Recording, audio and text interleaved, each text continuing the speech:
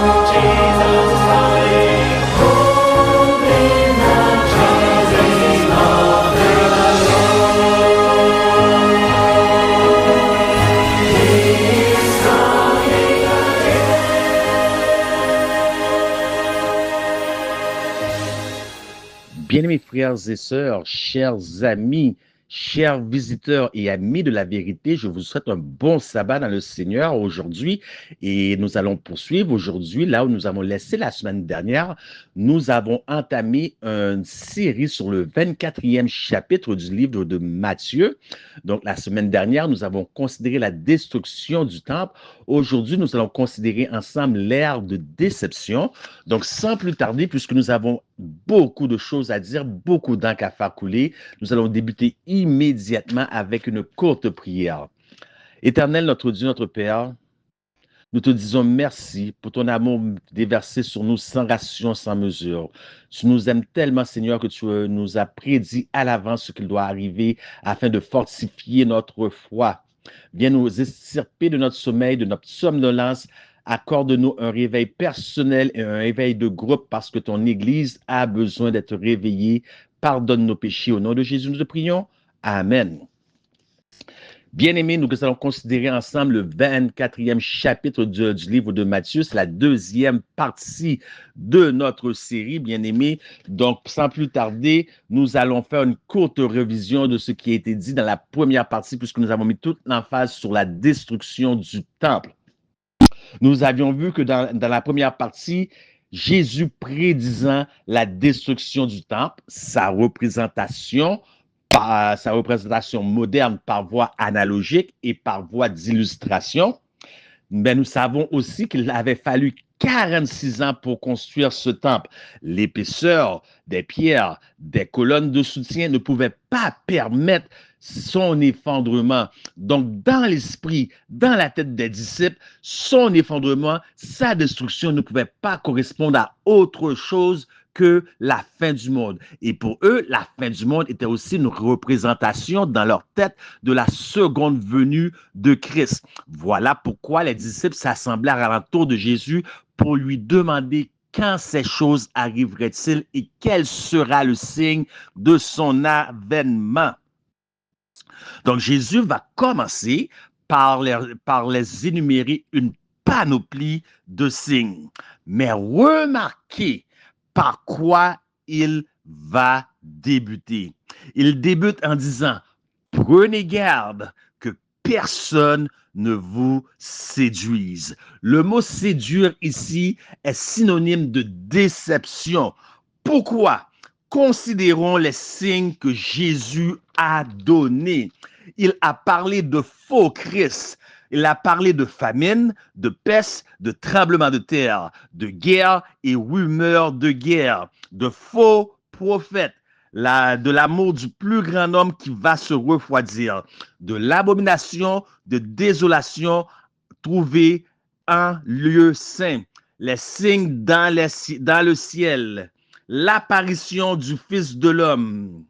Voici les signes que Jésus a énumérés à ses disciples. Mais comme je vous l'ai dit, le chapitre, pas le chapitre, mais le message du jour parle de l'ère de la déception. Donc, prenons tous les signes que Jésus a donnés à ses disciples et vous allez retrouver l'ennemi qui va faire une contrefaçon de tous ces signes au travers de divers agents, divers suppôts. Et tous ces signes vont être contredits et contrefaits. Nous allons voir exactement l'ère de la déception. Jésus a prédit qu'il y aura de faux Christ.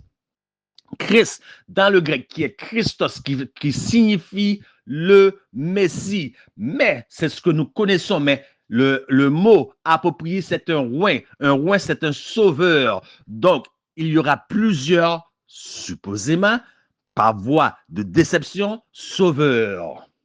Est-ce que nous avons vu cela sur la scène de l'actualité, bien-aimés? Bien-aimés, le premier mandat du président Donald T, et vous comprenez mon langage, et j'espère que vous allez creuser votre esprit afin de comprendre mon langage, puisque tout ne peut être dit aujourd'hui à cause de la liberté de religieuse et la liberté d'expression qui nous est restreint. Dans le premier mandat de Donald T, il a dit, je vais sauver le monde, excepté que je n'ai pas besoin d'une stupide croix pour le faire. On a parlé de famine, on a parlé de peste, on a parlé de tremblement de terre. Voilà les signes que Christ a donnés avant son avènement.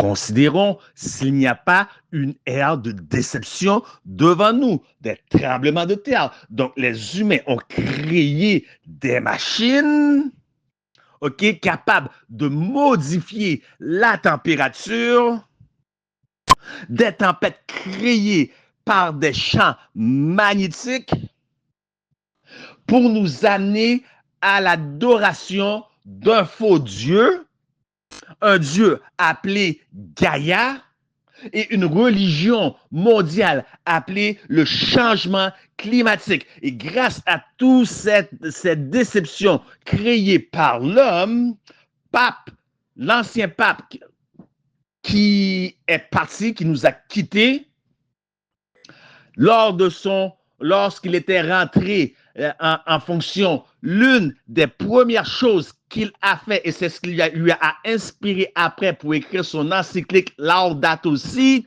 il a pris toutes les catastrophes naturelles survenues un jour de dimanche. Et il a blâmé l'humanité parce que le dimanche n'est pas respecté sous prétexte que la famille, il doit avoir un jour spécifique pour la famille. Est-ce que vous voyez la déception?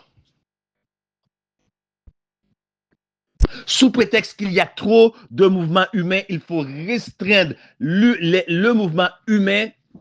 Et pour cela, il s'est créé, comme on a dit dans le texte, il y aura des pestes. Il s'est créé des satandémies. Les satandémies nous ont amenés à autre chose, et c'est un effet domino jusqu'à ce que nous arrivons à une loi nationale du dimanche. On a créé des médications. Vous savez que je ne veux pas dire médication, ça finit par man. Des médicaments qui mentent justement pour, pour empoisonner le sang des gens. Puis ils ont créé des lois pour obliger les gens à recevoir la morsure de la couleuvre. Et dans chaque morsure de la couleuvre, il y avait des cristaux liquides qui vont se loger dans le cerveau et deviendront des micro-récepteurs à des champs électromagnétiques qui sera envoyés par des ondes ultrasoniques extrêmement à basse fréquence, de telle sorte qu'ils peuvent rentrer dans votre esprit. Ils peuvent vous dire des choses. Ils peuvent vous commander de faire un meurtre et après avoir commis ce meurtre, vous ne vous rappelez absolument de rien. L'idée, l'image est partie de votre esprit, tout comme ils nous ont montré dans les films de Men in Black, les hommes en noir. Cela n'est rien d'autre que pharmakia, qu'on peut aussi traduire par l'hypnose, qui sera un grand signe de séduction à la fin du monde. Mais voici le problème. Lorsqu'on parle de déception, de séduction, plusieurs ne peuvent pas faire la différence entre séduction, puisqu'il se réfère uniquement aux prédicateurs de la vérité, pas de la vérité présente, mais aux prédicateurs de vérité, de théologie, de prospérité. Et pour eux, c'est ça la séduction. Non, ce n'est pas ce que c'est que la séduction ou la déception. Ce que les prédicateurs de vérité, de prospérité, de théologie font, ça, c'est pour des gens qui n'ont point reçu l'amour de la vérité dont Dieu leur envoie un esprit d'égarement. La séduction, c'est lorsque l'identique, lorsque le vrai sera tellement lorsque le faux sera tellement semblable à l'identique que les gens seront séduits. Donc, voyez-vous, voici ici tous les signes qui seront utilisés par l'ennemi dans les derniers jours. La déception, lorsque nous les regardons de face, cependant, ou de côté, ou lorsque nous les regardons en arrière, il est extrêmement difficile de voir la déception. Tellement elle est grande, tellement elle est semblable à la vraie, à l'authentique. Cependant, si vous prenez un survol panoramique, excusez-moi, à vue de ciel et que vous regardez par en bas, donc il faut regarder les choses à partir du trône de gloire de Dieu, from God's throne room. Et vous regardez en bas, vous allez clairement voir la séduction. Et si vous rassemblez la totalité des séductions en un seul paquet, elles se résumeront en un seul mot. Et d'après vous, quel est ce mot? Prenez toutes les séductions que je vous ai nommées. Faites-en un synonyme, mettez-les dans un seul paquet et trouvez un seul mot. Quel serait ce mot? Laissez-moi vous dire que ce mot est le mot guerre. On appelle cela le conflit cosmique. On appelle cela la grande controverse. On appelle cela la tragédie des siècles. Et lorsque vous êtes face à face avec chacune des séductions, vous n'allez pas le voir. Mais lorsque vous prenez un survol et vous regardez de bas, vous voyez clairement qu'il y a un conflit cosmique.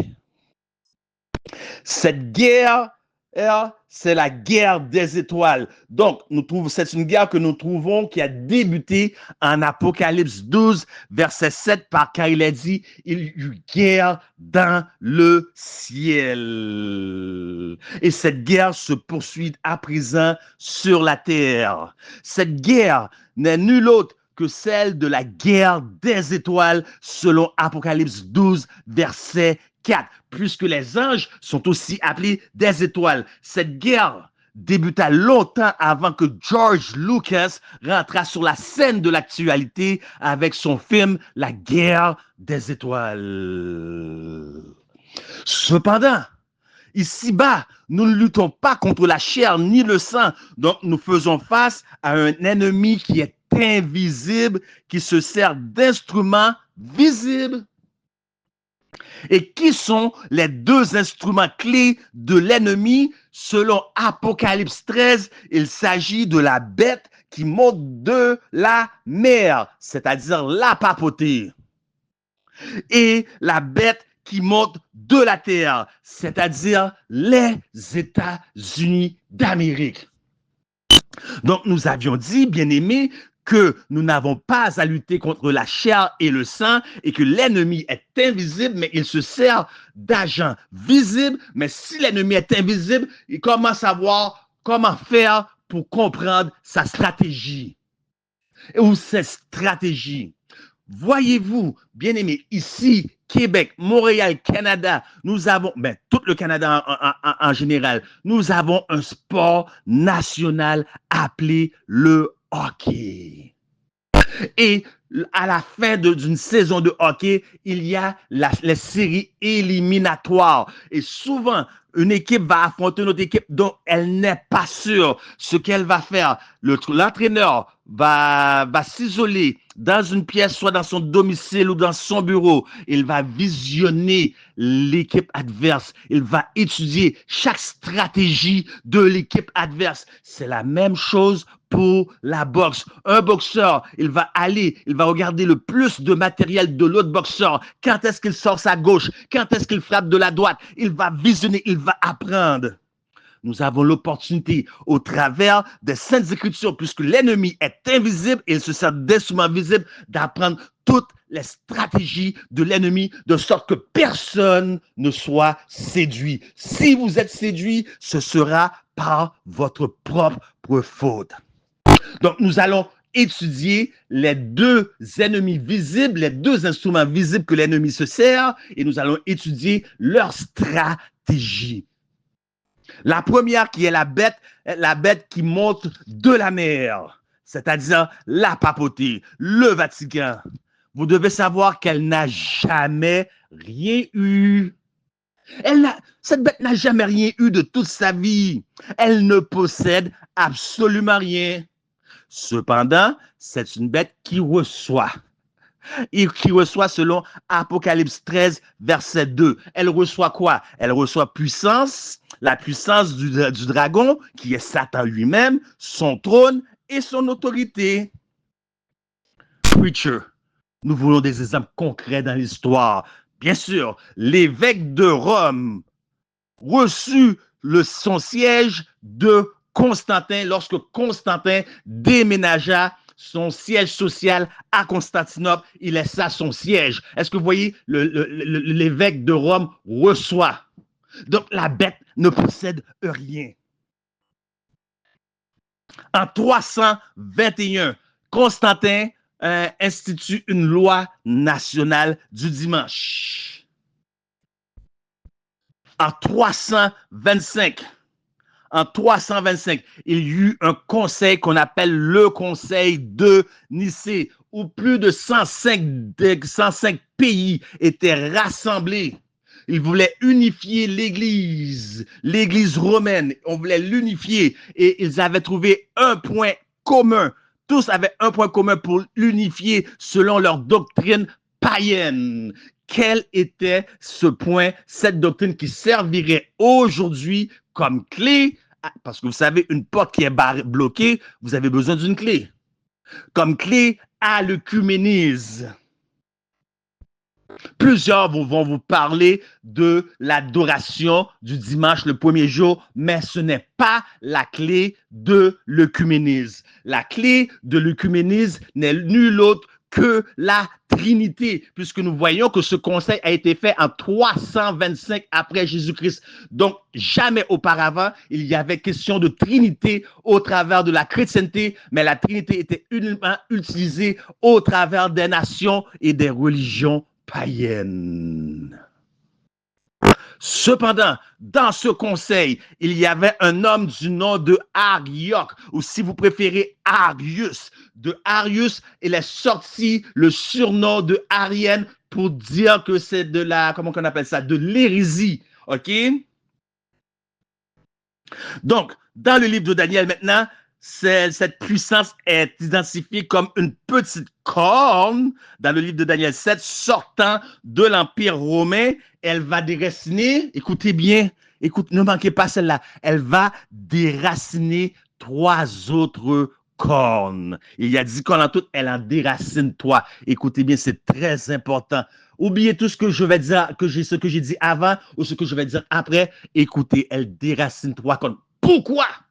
Parce que nous sommes dans la vérité présente. Nous devons mettre devant nous toutes les vérités. Nous devons considérer ce qui se passe aujourd'hui face aux États-Unis et Venezuela. Elle déracine 3 cornes. Pourquoi un président vénézuélien a été déraciné sous prétexte qu'il y avait de la drogue? On ne joue pas. C'est 2026, je l'ai dit. On n'a pas de temps devant nous. Elle déracine 3 cornes. Qui sont ces 3 tribus et pourquoi ils furent déracinés? Les Hérules, les Vandales et les Ostrogoths. La dernière fut déracinée en 538. Pourquoi? Parce que ce sont 3 nations qui ont adopté, qui ont embrassé ce que Arius argumentait. Arius argumentait la simplicité de l'évangile. Arius argumentait que Jésus était le fils littéral de Dieu. On l'a qualifié comme hérésie arienne. Et ces nations ont été vues comme nations ariennes. Donc, ils étaient une entrave pour que maintenant, on passe de l'évêque à la papauté pour que la papauté trouve sa pleine puissance.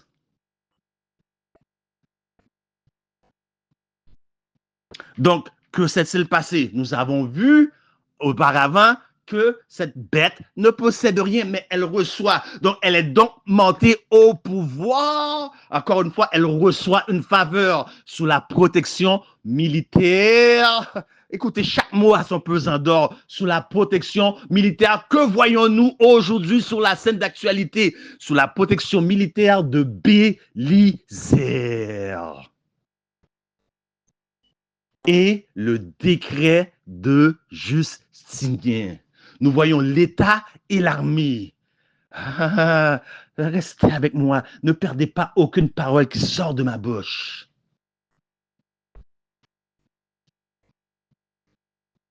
Le 12 février 1929, puisqu'il avait été dit que cette bête, cette puissance recevra un coup mortel.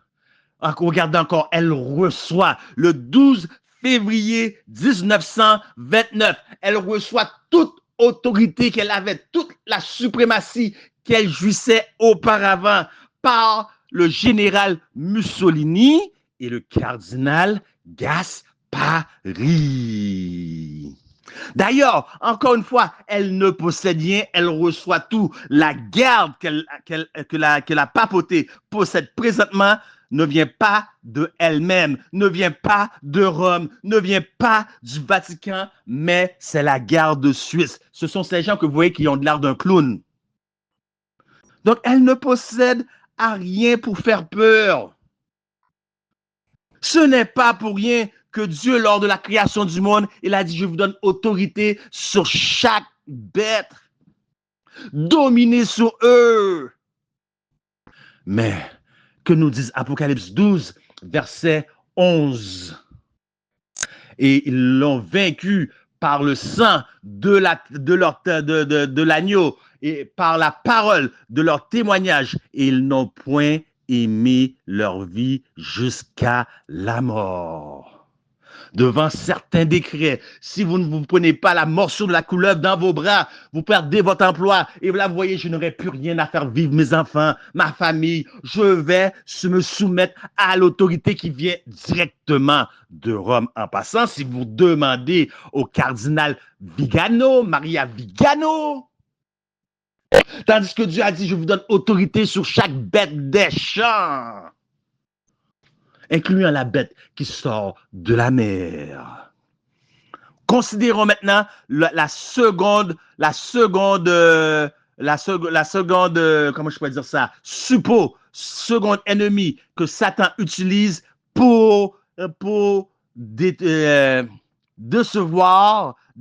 ou séduire toute la terre habitée. La deuxième bête qui monte de la terre, les États-Unis d'Amérique. Écoutez, elle exerçait toute l'autorité de la première bête, OK, en sa présence. La première bête, que pouvait faire la première bête? Elle élevait ou abaissait des rois. Vous pensez n'importe quel roi des autres pays, des autres nations pouvait monter ainsi sur un trône, de l'Europe pouvait monter sur un trône sans la permission du pape? Non.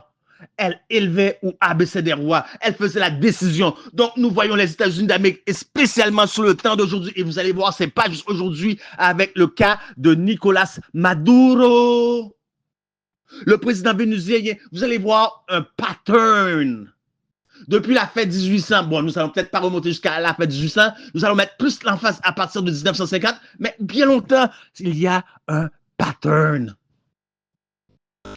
Elle animait l'image de la bête. Elle fit que tous adoraient l'adoration. La bête, et la bête nous dit clairement sa marque d'autorité. Donc les gens disent n'importe quoi lorsqu'on parle de la marque de la bête. Une bête, ça a toujours été la représentation d'un royaume. Le Canada par le castor, les États-Unis par l'aigle, la Chine par le panda. Ça n'a jamais changé. Daniel 2, vous avez des métaux précieux. Mais Daniel 7, vous avez la même prophétie et ce sont des bêtes qui sont utilisées. Nous parlons du quatrième royaume qui est Rome et la petite corne qui sort du milieu de Rome après 476 qui est le Vatican. Et c'est ça la bête. Elle nous dit quelle est sa marque d'autorité. Elle n'a jamais eu peur de dire quelle est sa marque d'autorité. Elle dit notre marque d'autorité, c'est le dimanche. Apocalypse 13, un chapitre uniquement basé sur l'adoration. Un chip, ça ne blasphème pas. On ne peut pas adorer un chip, on ne peut pas adorer un ordinateur, bien que certains ont plusieurs idoles aujourd'hui, mais comprenez dans le sens que je parle. Les gens disent n'importe quoi. Elle fit que tous reçurent une marque et que ceux qui n'adoraient pas la bête furent tués. Maintenant, comment fait-il? C'est là que la question, comment fait-il pour arriver à ses fins? Pour arriver à ses fins, les États-Unis d'Amérique doivent demeurer une puissance mondiale, une puissance économique. Donc, prenez puissance mondiale et puissance économique et encore une fois, trouvez un seul mot comme synonyme qui va illustrer ces deux mots, qui va embrasser ces deux mots ensemble. Donc, il s'agit maintenant d'une guerre géopolitique. Une guerre géopolitique. Et lorsqu'on fait ou lorsqu'on mène une guerre géopolitique, il y a trois stratégies à considérer. Première stratégie d'une guerre géopolitique, positionner ses pions. Vous allez comprendre qu'est-ce qui se passe sur la scène d'actualité, chers amis. Vous voyez plein de choses que les journalistes vous disent, que la télévision vous dit, que les reporters vous disent. Et tout le monde croit, parce que personne ne voit qu'au-delà de tout ça, les enjeux sont spirituels. Donc, première stratégie d'une guerre géopolitique, c'est de positionner ses pions. Parce que celui qui contrôle la voie maritime contrôle les guerres. Donc, il n'a pas été difficile de faire un coup d'État contre le Nicaragua en 1909. On a commencé à propager toutes sortes de rumeurs sur le président Nicaragua pour le faire descendre de son trône. Voyez-vous, il élève et abaisse des trônes. La même chose que le Vatican. Il exerce tout son pouvoir en présence, que la Bible nous dit, en présence de la première bête. Pourquoi? parce que pour faire descendre le président, pour enlever le président sous faux prétexte, sous faux rumeur que le Nicaragua sont en train de construire ou vont construire un canal qui vont compétitionner avec le canal de Panama. Deuxième stratégie, attaque contre les idéologies. Donc, lorsqu'on parle d'idéologie, on parle de régime. Et quel est l'ennemi numéro 1 en tant que régime pour les États-Unis d'Amérique? C'est le régime communiste. Le régime communiste. Donc, que s'est-il passé, si ma mémoire est bonne, comment je peux dire ça? Don't quote me on this one pour ce qui est de la date. Mais si ma mémoire est bonne, c'est 1962. Je ne suis pas sûr, mais la date n'a pas d'importance.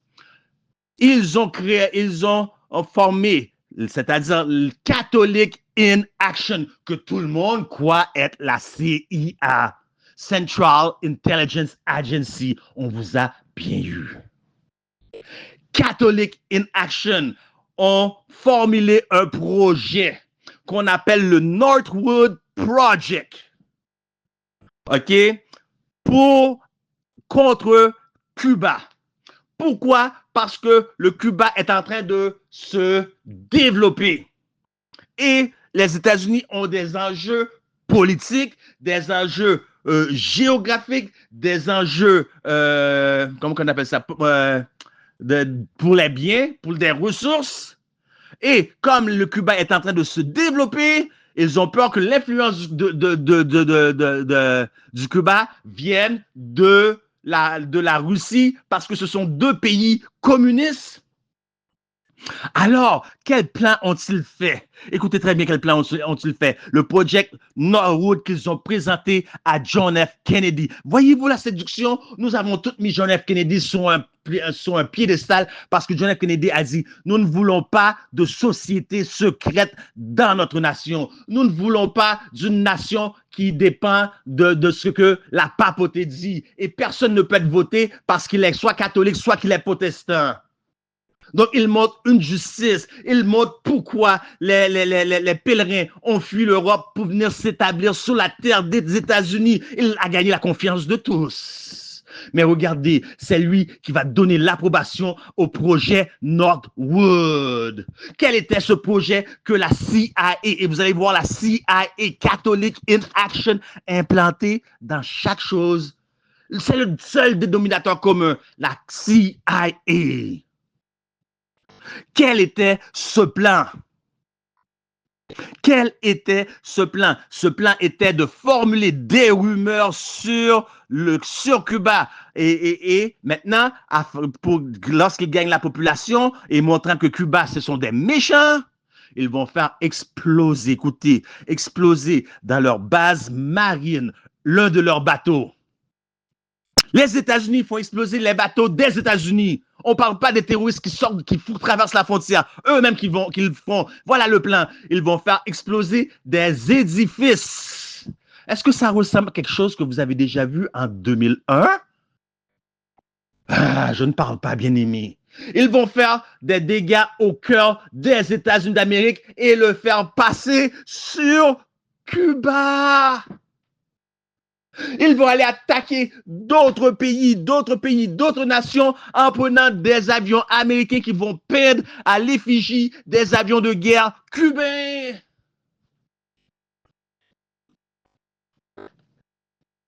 Est-ce que vous voyez la déception? C'est une ère de déception.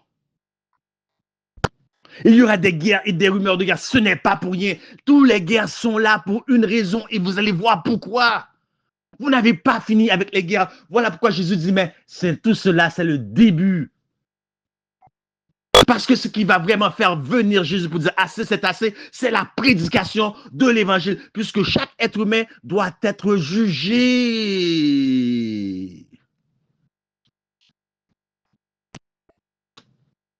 Après cela, encore une fois, l'influence communiste qui prend son essor dans les pays arabes, entre autres l'Afghanistan. Ils ont dit que Nicolas Maduro avait de la drogue. C'était pour de la drogue. C'est un prétexte pour aller chercher les ressources comme l'huile. Mais maintenant, ils disent que l'Afghanistan, les Russes prennent trop d'en face, le régime communiste prend trop d'en face et sont en train de rentrer dans l'Afghanistan qui est un pays arabe. Encore une fois, qu'a fait la CIA? Ils ont acheté des armes, de la nourriture et des médicaments pour donner à deux groupes de guérillas qu'ils ont formés. Qui les a formés? La CIA. Et comment s'appellent ces deux groupes de guérillas? ISIS et Al-Qaïda. Et si vous allez voir dans les archives, vous tapez Ben Laden, famille Clinton, vous allez voir, ce sont de bons amis. Mais on vous a eu l'air de la déception. Mais maintenant, il y a un président américain qui se permet de rentrer dans la Venezuela sous prétexte qu'il y a drogue. Mais excusez-moi, où la CIA ont trouvé l'argent pour acheter les armes, médicaments et les drogues et la nourriture pour les guérillas? Où ont-ils trouvé l'argent pour les former? Avez-vous entendu parler d'un gouverneur de l'Arkansas, dans la Fermina, qui achetait de la cocaïne en gros, Nicaragua, Pérou, Colombie, dans le sud, et les revendait dans son propre pays, les États-Unis d'Amérique, surtout au peuple noir. Et avec les recettes de vente de drogue, ils achetaient des armes pour cela, à ces fins-là. La ISIS et Al-Qaïda ne sont rien d'autre qu'une création de la CIA, Catholic in Action. Et pourtant, lorsqu'il a acheté de la drogue, il a fait tout cela, il n'y a personne qui est descendu à la Maison-Blanche venir arrêter le président actuel qui était Ronald Reagan. Mais un président sous faux prétexte qu'il y a de la drogue dans un autre pays va arrêter un président et le fait pavaner devant tous. Juste pour son huile. Après ça, ce fut l'Iran. Encore une fois, l'huile fut une question dans l'Iran. Encore une fois, le dénominateur commun, la CIA. C'est 10 000 hommes qu'ils ont formés, encore une fois, comme rebelles, en exposant des rumeurs sur Mossadegh, ok, sur Mossadegh, afin que le peuple se soulève contre Mossadegh. Cela s'appelle des coups d'État. Et puis, finalement, Mossadegh a été retiré et c'est un friendly US president, un président amical qui est du bord des États-Unis, qu'ils ont mis au pouvoir, appelé Reza Pahlavi. Et quel était le titre de Reza Pahlavi? Roi des rois. Wow, bien aimé. Qui est le roi des rois? Et qui est celui qui élève et qui abaisse les rois selon le livre de Daniel? Reza Pahlavi avait le titre de roi des rois jusqu'à ce que Ayatollah Khomeini vienne au pouvoir. Il restaure la théocratie iranienne, qui est une théocratie musulmane, ce qui n'a pas fait l'affaire des États-Unis. Donc, vous pouvez croire qu'après Venezuela, l'Iran n'est pas tellement loin. L'Iran n'est pas tellement loin. Troisième et dernière stratégie, confiscation des ressources d'une nation et l'isolation de cette nation. Comme nous avons vu Cuba, il y a eu embargo. Maintenant, laissez pas juste ça. Les États-Unis d'Amérique, ils ont mis des pays au complet en ruine. Par exemple, écoutez, Honduras, Brésil, Chili, Hawaï, pour des bananes. Pourquoi? Parce que la banane était comment on appelle ça? La ressource naturelle du pays. Puis, ils ont attaqué l'Irak. Encore une fois, c'était pour des armes de destruction massive, mais nous savons que Saddam Hussein n'avait pas d'armes de destruction massive. Nous avons vu un inside job, tout comme Cuba, tout comme le Northwood Project avec John F. Kennedy. Des jobs à l'intérieur. Qu'en est-il de la République démocratique du Congo? Encore une fois, on a blâmé que le régime communiste faisait son entrée là-bas, mais c'était faux. On a fait descendre Patrice Lumumba de son trône. Tout ça pour avoir accès à l'uranium. Qu'est-ce que c'est l'uranium? Qu'allait-il faire avec l'uranium d'après vous? Il y a la course à l'armement. Ils disent aux autres, toi, tu n'as pas le droit de posséder. En l'Irak, tu n'as pas le droit de posséder. D'ailleurs, que l'Irak ne possédait pas d'armes de destruction massive. Mais eux, ils ont droit à tout. Ils brisent toutes les règles. Mais, bien aimés, malgré tout ce que je viens de vous dire, ce n'est pas la guerre des guerres. Ce n'est pas la guerre des guerres, puisque nous avons dit en entrée de jeu que la vraie guerre est spirituelle et que vous pouvez seulement vous apercevoir lorsque vous prenez un envol panoramique et vous regardez de haut, parce que si vous regardez de face, vous allez voir une déception, deux déceptions, mais même si vous le regardez toutes, vous n'allez pas comprendre tant que vous n'avez pas une vision panoramique. La guerre des guerres, c'est pour le silicone.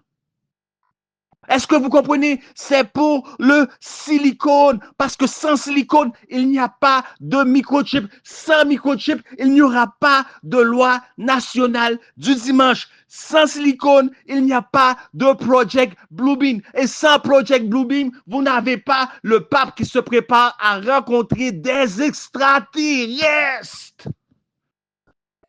Ah, bien aimé, vous croyez réellement aux extraterrestres? C'est quoi? Au Père Noël? Parce que si il y a des extraterrestres qui sont verts, d'ailleurs, tout ce que la Bible dit, tout ce que Dieu fait, lorsque vous lisez le chapitre de la création, c'était bien.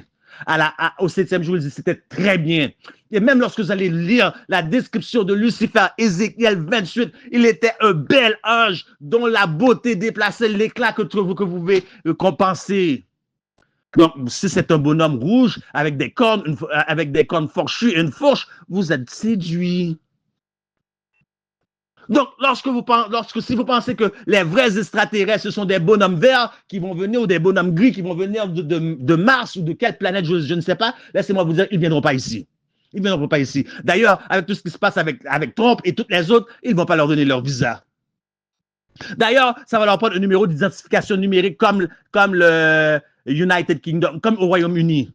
Ils ne vont pas avoir de visa. Inquiétez-vous pas pour ça. Si vous croyez que c'est ça les extraterrestres. Inquiétez-vous pas pour ça. Ils ne vont pas venir dans un pays où est-ce que c'est plein dans une planète où est-ce que c'est plein de satandémie. Alors qu'eux, ils n'ont probablement pas reçu la morsure de la couleuvre dans le bras. Ils ne vont pas venir. Ne vous inquiétez pas pour ça. Mais c'est Project Bluebeam et sans silicone, il ne peut pas y avoir de Project Bluebeam. Pourquoi? Parce que par Project Bluebeam, on peut faire des images hologrammes. Et nous avons vu que la première bête sort de la mer. Et selon Apocalypse 17, la mer représente un lieu peuplé. Il faut connaître les symboles pour vous qui nous écoutez, qui n'êtes pas de notre dénomination. Il faut connaître les symboles et ne pas écouter tout ce qu'on vous dit à gauche, à droite, en ligne. Et à partir du Brésil, nous avions vu que Christ est sorti de l'eau, et des milliers de gens regardaient et louaient des louanges à Christ, mais ce n'était pas Christ, c'était des images créées à partir de drones. Et c'est bizarre que c'est de l'eau qui sort. Voyez-vous la déception? Et sans silicone, vous ne pouvez pas avoir de telles choses. Sans silicone, vous ne pouvez pas avoir d'intelligence artificielle. Et l'intelligence est tellement artificielle que vous ne regardez plus la télévision, c'est la télé qui vous regarde. Vous n'écoutez plus la télévision, c'est la télé qui vous écoute. Votre téléphone dans votre poche et écoute tout ce que vous dites. Espionne tous vos faits et gestes. D'ailleurs, dans votre corps se trouvent des particules et vous êtes détectable partout dans le monde. Et certains crient allons à la campagne. Et vous pensez que si Dieu doit déverser les 7 plaies, il ne va pas vous trouver? Et vous pensez que si Elon Musk et toute sa bande de scélérats veulent faire quoi que ce soit contre vous, vous pensez que vous êtes caché quelque part sur la terre? Tous vos plans B, mettez-les de côté et commencez à vous mettre à genoux, implorer à cet esprit de supplication pour que l'Éternel vous couvre sous ses ailes. Parce que moi, c'est ce que je sais. Celui qui demeure à l'abri du Très-Haut repose à l'ombre de ses ailes. Excusez-moi, je l'ai mal dit. Je connais plus en anglais. Sans silicone, il n'y a pas d'armes nucléaires. Et je pourrais continuer, mais ce n'est pas mon but. Je pense que vous avez vu mon point. Donc, dans cette chip, on peut y rentrer 1 billion. Est-ce que vous entendez? 1 billion? 1 billion de transistors, car la grosseur de chaque transistor ne mesure pas plus que 2,5 nanomètres. Donc, prenez un cheveu de votre tête, coupez-le en deux, coupez-le en deux encore, coupez-le en deux encore, à l'horizontale, bien sûr. À la verticale, bien sûr. Et vous voyez l'épaisseur que ça a? Donc, c'est encore plus petit que ça. C'est encore plus petit que cela. C'est plus petit qu'une souche d'ADN. Et devinez quoi? Devinez quoi maintenant? La Chine. Vous avez vu toutes les guerres contre l'idéologie communiste? Pourquoi on ne fait pas la guerre contre la Chine, qui est un pays communiste? Parce que la Chine achetait 40% de toutes les chips que les États-Unis produisaient au travers de Taïwan par le TSMC. Jusqu'à ce qu'on découvre en 2021 que la Chine a construit un missile nucléaire à tête chercheuse pouvant faire le tour du monde 1 mille à la seconde et indétectable sous les radars parce que le missile vole plus bas que les radars et est rapide. Et tout ça avec la technologie des États-Unis d'Amérique. Pourquoi ne vont-ils pas faire la guerre à la Chine? Est-ce que vous posez la question? Hein? Donc, les États-Unis d'Amérique, qu'est-ce qu'ils ont fait? Ils ont décidé de ne plus vendre de chips à la Chine. Donc, la question à se poser, la question dont nous nous posons, c'est devrions-nous avoir peur dans ce cas-ci, maintenant que la vérité nous est exposée devant les yeux? Je vous dirais que non. Ils ont la puissance monétaire grâce à tous les pays qu'ils ont dépouillés dans les stratégies dont on vient nommer. Ils ont positionné tous leurs points à des endroits spécifiques, une guerre géopolitique. Et maintenant, ils requièrent le Groenland. Parce que pourquoi? C'est une question de sécurité nationale, c'est-à-dire que le Groenland accepte et qu'il n'accepte pas, ils vont le prendre. Mais nous devrions trembler de peur, non pas pour ces choses-là, devant cette bête qui parle comme un dragon. Pourquoi? Pourquoi devrions-nous trembler de peur? Car après avoir capturé Nicolas Maduro, ils ont paradé, écoutez bien, ils ont paradé dans un camion dans la ville de New York, Nicolas Maduro, les portes ouvertes pour que les gens voient dans la ville, dans les rues, que c'est bien lui qui est dans le camion.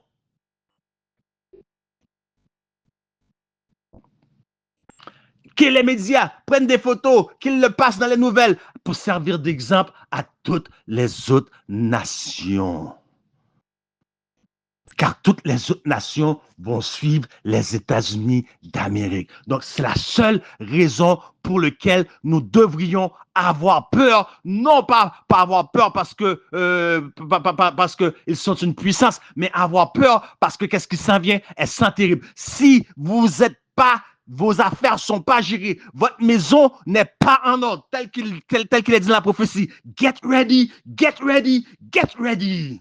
Votre maison n'est pas en ordre. Parce qu'aujourd'hui, il y a plus de gens qui font des vidéos sur ce que disent les autres, comme s'ils étaient le policier du temple. Ils font des vidéos sur qu'est-ce que l'autre a fait de mal, sur l'apostasie de l'autre. Mais la question, tout cela n'a aucune importance. Si ma vie, mes choses ne sont pas gérées. Voilà pourquoi je ne me suis jamais porté comme apologétique. Voilà pourquoi je ne fais pas de vidéo pour dénoncer quelqu'un d'autre comme si c'était moi seul qui avait vu la fraude, comme si c'était moi seul qui avait le Saint-Esprit que les autres ne pouvaient pas le voir. Alors je montre aux autres. Qu'est-ce qu'un tel a fait? Qu'est-ce qu'un tel a dit? Voilà le ministère que je fais de dénonciation. Est-ce important de dénoncer? Oui, parce que Ésaïe nous dit, crie, ne retient rien. Crie à plein gosier, annonce à mon peuple cette transgression et ses péchés. Mais ce n'est pas le message. Le message, c'est Christ, notre justice. Quel est mon standard devant l'Éternel des armées? Comme je vois les autres. Mais comment les autres me voient? Moi, je ne le sais pas. Parce que moi, je me vois plus bon, plus mieux. Parce que nous sommes dans l'amour du moi. Tel qu'il est dit dans la fin des temps, les hommes seront égoïstes. L'amour du moi, c'est moi, moi, moi. Je suis saint, je suis important, je suis quelqu'un, je suis rien, je ne suis que poussière. Et devant la croix de Jésus, le terrain est nivelé. Il n'y a pas de fondateur de ministère. Il n'y a pas de titre. Il n'y a pas d'ancien. Il n'y a que des pécheurs. Quel est mon standard devant l'Éternel dans le jugement investigatif? Tremblez de peur. Tremblez de peur. Ceux qui sont auto-déceptionnés par eux-mêmes. Tremblez de peur. Et vous chantez, vous louez, tandis que l'Éternel bouche les oreilles, serre les nez, il dit, j'entends pas tes prières. J'entends pas tes louanges, tes alléluia. Va, ça me pue au nez. Éloigne de moi le son de tes luttes. Mais ce que je veux, c'est que la justice coule comme un flot. Un flot qui ne tarit jamais. Est-ce que votre maison est en ordre? Chaque fois que vous pointez du doigt vers quelqu'un, il y a 4 autres doigts qui pointent vers vous. Êtes-vous prêt à faire face à ce grand jour? Car le jour de l'Éternel arrive et qui subsistera? Pourquoi désirez-vous le grand jour de l'Éternel? Ne savez-vous pas que le grand jour de l'Éternel est un jour de ténèbres et non de lumière? Êtes-vous préparé? Êtes-vous préparé? Si vous n'êtes pas préparé, là, vous devriez avoir peur des 2 bêtes. Terrible ce qui va s'en venir. Terrible, terrible, terrible. Que Dieu vous bénisse. C'était votre humble serviteur Jacques Lionel Guillaume.